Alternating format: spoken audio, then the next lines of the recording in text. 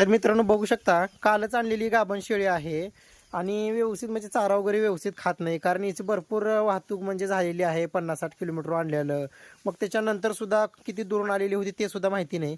त्याच्यामुळे सर्व ज्या शेळ्या आहेत ह्या 3 आणि होंडा जे 4 ही ज्या शेळ्या आहेत त्यांना आपण अर्धी अर्धी जे आहे ते सेराकाईड गोळी देतोय. बघू शकताय तुम्ही इथून सेराकाईड प्लस नावाची गोळी आहे, बघू शकताय एकदम जबरदस्त. आता बघा हे 70 रुपयाला फक्त 2च गोळ्या भेटतात मित्रांनो, ब्रँडेड आहेत, जबरदस्त आहेत, गाभणला पण चालतात.